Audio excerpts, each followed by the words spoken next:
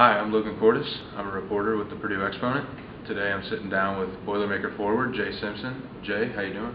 I'm doing pretty good, just trying to make the best out of life, going to class every day, just becoming a regular student.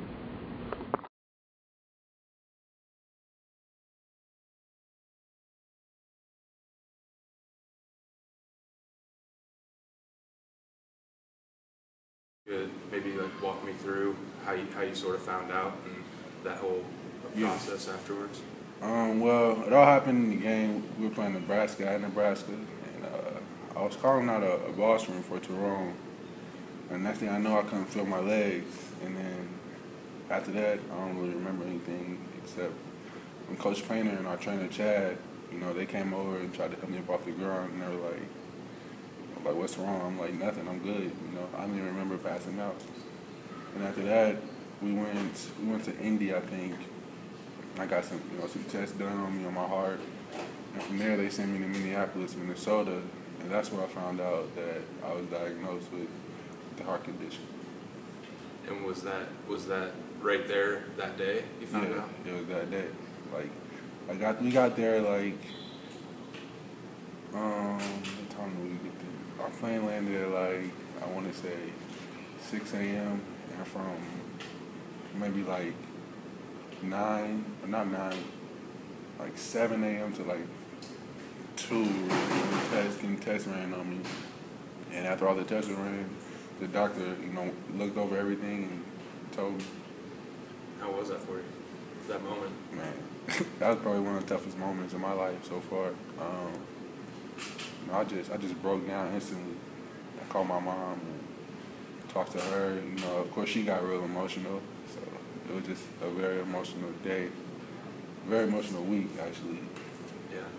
Did you come back to school right after that and kind of were you able to see the guys, talk to anybody? Yeah, actually, that morning, me and our trainer Chad, when we flew to Minneapolis, Minnesota, we took a private plane because it was just me and him. And then right from the doctor's appointment, we flew to Wisconsin, where the team was. We played Wisconsin the next day. So I just flew there, and I was with the guys and the coaches. They tried to keep my mind off of it. We played the game, cracked jokes, typical guy stuff, I guess. Were they pretty supportive, the coaching staff, the guys? Were they there for you? I mean, at first it seemed like people didn't really want to, bring it up to me, and I could kind of sense that. So, at first people didn't really talk about it. It took them a few days to, address me about it, but when they did, everybody was supportive and pretty helpful. When did you realize that that basketball was done? I mean, was there ever a moment afterwards where you were like, man, I'm not going to be able to play? Yeah, man.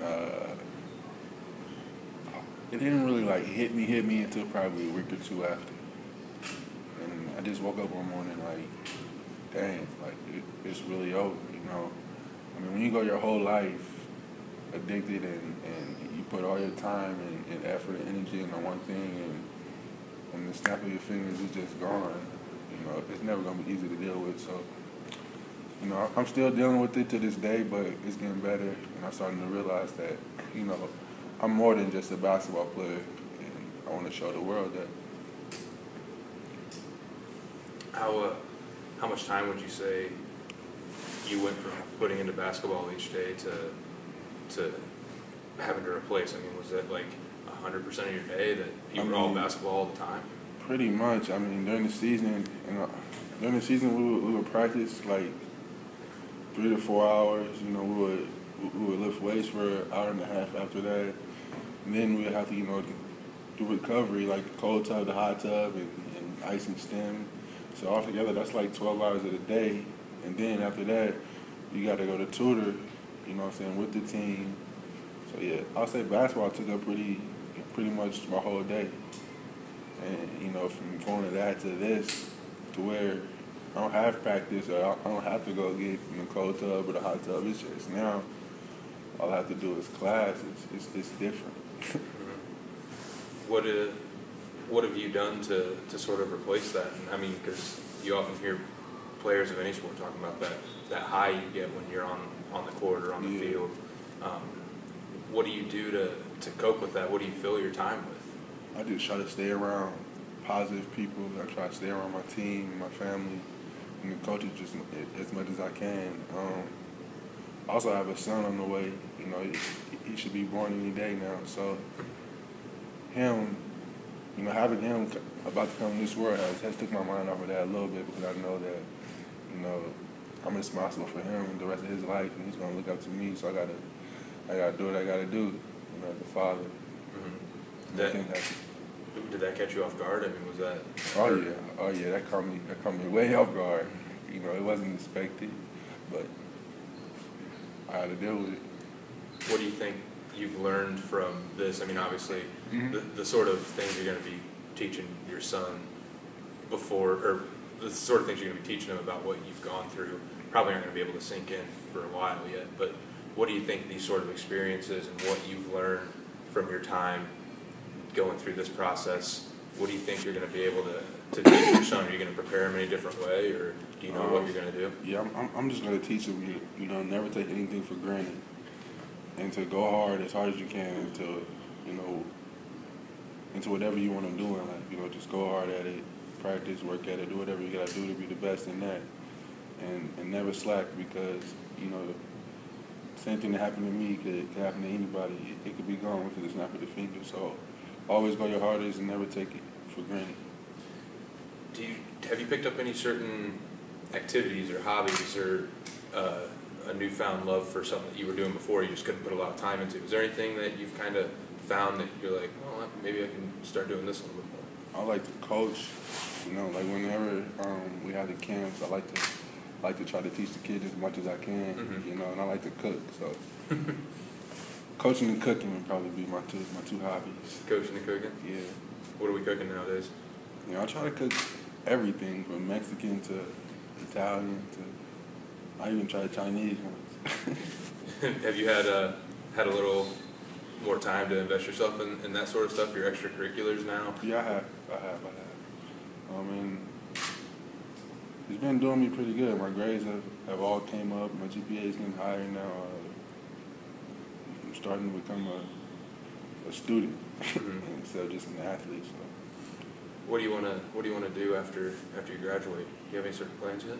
Yeah, I want to. Well, in the long run, I want to be a coach. And you know, right after I graduate, I still really don't know exactly what I want to do. I know I wanted to be in the business field, like maybe own my own business or something like that. So I'm still kind of considering different things. I'm not really sure yet. Going back to the process of getting over everything, who were the people that were there for you? Who really was there as your support group, your core that you really went to coach? My mom, of course, my coaches, my mentor, he was really there for me, Corey Taylor, my AAU coach, Mike Mullins, my best friend, Caridia. That's pretty much it. My teammates. The relationship I have with my teammates is a lot deeper now, you know, because we all share that tough moment together. So it's more than just, you know, teammates on the team. We're like brothers, we're family. So I love those guys. I appreciate them for, you know, being there for me and sticking this whole thing out with me. And with your son coming on the way, how's that going to work? I mean, are you going to be living with him? I mean, is that going to be an everyday thing? Yeah, it's going to be every day. We'll live together. You know, I'm excited. I'm looking forward to being a dad and raising him around Purdue. So he'll be a true Broiler fan. Hopefully we can get him to play here one day. There we go. Yeah. You got a name yet? Yeah, his name's Kai. Kai Mario Simpson. Cool. Is there anything, for other people that are sort of going through this, anyone that ever has like an injury or something like that, where either they're out for a long time or, in your case, not going to be able to play ever again, is there anything that you'd like to tell people like that, or to any sort of encouragement you'd like to give them? Yeah, you know, I would just tell them, you know, just keep your head up, because God is praying for you. Even more than just an athlete or whatever the case may be, whatever it is that you're doing. You know, there's always more to life to look forward to. So don't hold your head down, keep your head up, and just look forward to the future and make the best out of what you can. a lot. No Awesome. problem. It's been great. Appreciate it, man. Good luck. Thank you. Congratulations on the kid. Thanks, man.